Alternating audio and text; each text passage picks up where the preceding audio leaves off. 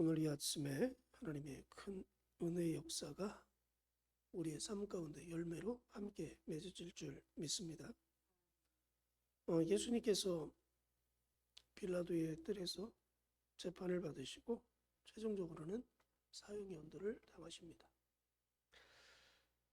십자가를 짊어지고 예수님께서 골고다 언덕에 올라가셨고요. 모진 매질과 모진 조롱과 수치를 다 겪으면서 골고다 언덕에 오르셨어요. 그리고 최종적으로는 십자가에 못이 박혀서 달리는 사건이 벌어집니다. 십자가에 달린 예수님, 강도들과의 대화의 장면도 있었고요. 또 구원의 또 선포도 있었습니다. 최종적으로 이제 예수님께서 십자가에 달린 이후에 오랜 시간이 지났어요. 그때 이제 마지막 죽음을 직전에 둔 예수님의 처절한 모습이 오늘 본문 가운데 기록이 되어져 있습니다. 제 9시쯤 그럽니다. 9시. 성경에 나오는 시간에 우리나라 시간으로 따지면 플러스 6이라면 우리 시간과 맞습니다. 오후 3시 정도에 예수님께서 크게 십자가에 달린 그 수없는 고통 가운데서 외칩니다. 엘리 엘리 라마 사박다니 나의 하나님 어찌하여 나를 버리셨나이까. 엘리 엘리 라마 사박다니. 이게 우리나라 말로 해석하면 그 말씀이에요. 나의 하나님 어찌하여 나를 버리셨나이까. 이 외침 속에서 우리가 뭔 생각을 해보게 되는 것은요. 예수님께서 십자가에 못 박히시는 사건은 예수님의 죄 때문이 아니고 이 땅에 있는 인간의 죄를 대신 짊어지시고 대속물로 알리신 거죠. 대신 내가 죽어야 되는데 십자가에 내가 달려야 되는데 예수님이 나를 살리시기 위해서 십자가에 대신 달리셨습니다. 그 달리심 속에서 외침.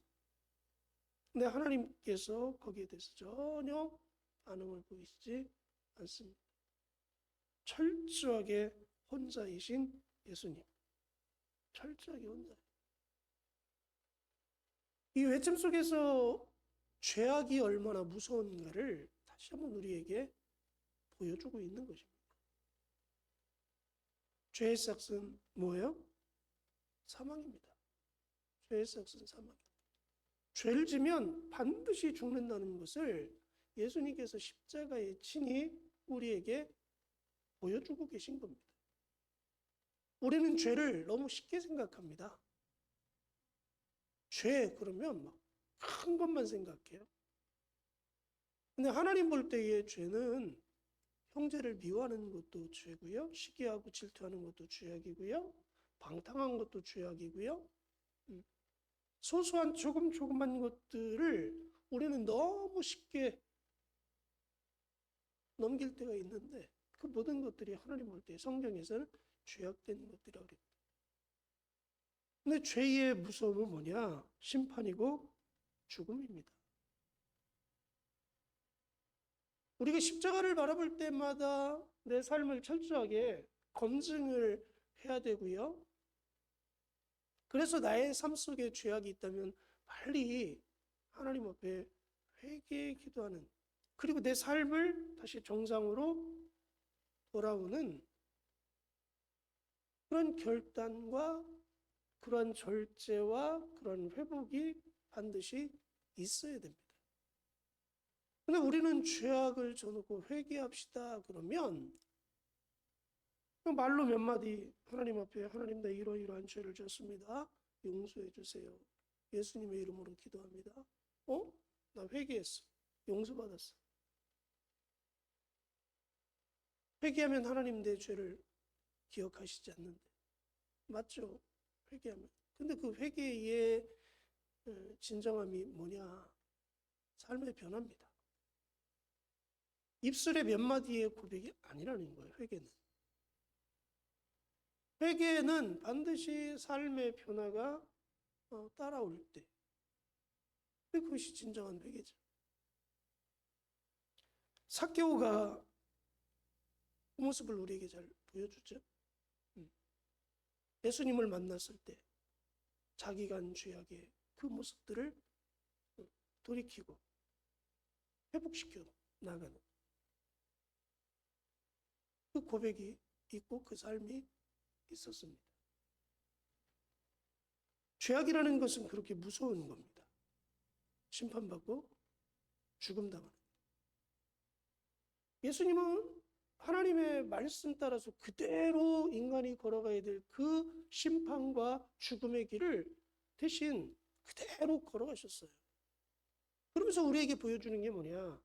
죄의 사함도 말씀하시지만 죄는 이렇게 무서운 거야 라는 것을 보여주고 계신 거예요. 죄를 범하면 하나님 앞에 심판받고 반드시 이 죽음을 당하게 된다는 것을 우리에게 다시 한번 보여주고 계신 거죠. 그러므로 우리의 삶을 늘 하나님 앞에서 검증해야 됩니다. 그리고 늘 돌이켜봐야 되고요. 그래서 늘 회복해 갈 수 있는 그런 신앙의 모습들. 만약에 죄의 무서움을 우리가 안다면 아마 오늘 이 시대는 좀 변화되지 않을까요? 교회 때문에, 그리스도인들 때문에. 근데 죄에 대한 것들이 마음에 그렇게 크게 와닿지가 않는 시대. 잘못을 저지르고도 잘못인 줄 모르는 시대. 악함을 범하고도 악함에 대한 느낌이 그렇게 크지 않은 시대. 그러니 어떤 일을 저질러 놓고도 내가 무슨 큰 죄를 졌다. 죄는 크든 작든 간에 상관이 없어요. 하나님 볼 땐 다 똑같습니다. 근데 우리는 죄 그럼 막 큰 것만 생각하고 작은 것에 대해서는 너무 유연하게 넘어갈 때가 많아요. 요한계시록에 보면 하나님께서 우리의 행위록을 다 기록해 놨다는 거예요. 다 기록해 놨다. 생명록과 행위록이 같이 있다는 거죠. 크든 작든 간에 하나님이 다 기록해 놨어요. 큰 죄나 작은 죄나 하나님 볼 땐 똑같은 거예요. 여러분 비행기를 우리가 길을 갈 때는 건물을 밑에서 위로 올려볼 때는 건물의 크기가 다 다르게 느껴지죠. 이건 좀 낮다. 이건 되게 높은데. 그래서 건물의 높낮이가 밑에서 볼 때는 느껴집니다. 근데 비행기를 타고 하늘에서 내려다보면 뭐 큰 건물이나 작은 건물이나 높은 건물이나 낮은 건물이나 다 똑같아요. 위에서 그냥 이렇게 내려다보면 다 똑같습니다. 하나님 볼 땐 죄는 그렇게 취급하십니다. 큰 죄나 작은 죄는 하나님 볼 땐 다 똑같아요. 근데 우리는 큰 죄를 안 지면 내가 죄를 안 진 것처럼 생각해요. 작은 죄는 그냥 우습게 넘길 때가 많아요. 큰 죄든 작은 죄는 하나님 볼 땐 그냥 똑같은 죄입니다. 그 죄를 지면 어떻게 된다는 거예요? 심판받고 죽임을 당한다는 거예요. 그래야지 사함이 있다는 거죠. 오늘 예수 그리스도를 믿는 사람들이 죄에 대해서 너무 쉽게 생각하는 경향들이 있어요. 왜? 예수님 앞에 나와서 회개하면 용서받으니까. 왜? 회개하면 용서해 준다고 했으니까. 근데 그 회개와 사함의 과정이 행위가 따라오지 않으면 그 회개가 아니라는 거예요. 회개는 돌아서는 거거든요. 다시 잘못된 길을 가던 길을 스탑하고 다시 원래 자리로 돌아오는 게 회개입니다. 그래서 다시 시작하는 게 회개라는 거예요. 하나님 앞에 용서받는 것도 중요하지만 사람들 앞에 용서받는 것도 중요합니다. 사람들과의 관계를 회복하는 게 중요한 거고요. 내 삶을 바꾸는 게 중요한 거예요. 그렇지 않으면 예수님의 십자가의 사건이 나에게 무슨 의미가 있겠어요? 우리를 향해서 경고의 메시지를 또 던져주시는 거죠. 죄는 심판과 죽음을 동반한다. 너희들 죄지면 안 된다. 십자가의 사건은 죄사함의 은혜이면서 우리를 향한 죄악에 대한 경고라는 것을 늘 잊지 마시고, 그렇기 때문에 우리 그리스도인들, 십자가의 죽음의 사건을 아는 그리스도인들은 세상 속에서 더 경건하게, 더 거룩하게, 더 영향력 있는, 철저하게 구별되고 철저하게 세상 사람들과 다른 삶을 살아가야 되는 거예요.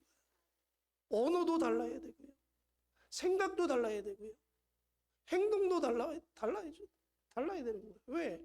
죄악의 무서움을 알기 때문에 그런 거예요. 그래서 우리 그리스도인들은요, 말 한마디 한마디 하는 게 너무너무 중요한 겁니다. 세상 속에서 우리 말하는 것을 너무 쉽게 생각해요. 그래서 세상 사람들이 하는 것과 똑같은 언어의 습관들을 가지고 살아갑니다. 행동 하나하나 자체, 세상 속에서 구별된 그런 모습들을 달라야죠. 왜요? 내가 거룩하니 너희도 거룩하라. 우리가 모든 걸 다 거룩하게 삶을 살아래요. 왜? 네 죄 때문에 예수 그리스도가 십자가에 못 박혀 죽었는데, 그 예수님을 믿는다며, 그 죄사함을 네가 믿는다며, 그러면 이제부터는 네 죄 때문에 예수가 그렇게 죽었으면 이제 달라져야지. 이제 죄 짓고 살지 말아야지. 그럼 구별되게 살아야지. 우리에게 메시지를 계속적으로 십자가의 사건을 통해서 우리에게 던져주고 있는 거죠. 기쁨도 있지만 경고의 메시지도 있고, 우리에게 계속적으로 하나님이 세상의 삶을 어떻게 살아갈 것인지에 대한 방법을 십자가를 통해서 계속 제시해주고 계신다는 거예요. 십자가를 보고 그냥 기쁨과 감사로 끝난다?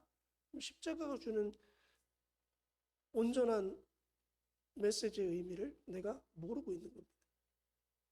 믿고 기쁘면 그럼 그러한 삶을 이제 살아야죠. 다시금 예수 그리스도를 십자가에 못 박는 사건을 내가 저지르면 안 되는 거죠. 우리가 육신을 입고 살아가기 때문에, 연약하기 때문에 또 습관적인 죄를 범할 수도 있습니다. 그러나 최대한 내가 하나님 앞에서 죄악 안에서 구별되기 위해서, 철저하게 죄악과 멀어지기 위해서 내 자신을 쳐서 복종시킬 수 있는 그런 모습들이 우리 가운데 철저하게 있어야 된다는 것을 잊지 말아야 되고요. 또 예수님께서 이 죄악을 짊어지고 가실 때 철저하게 혼자셨습니다. 철저하게 혼자.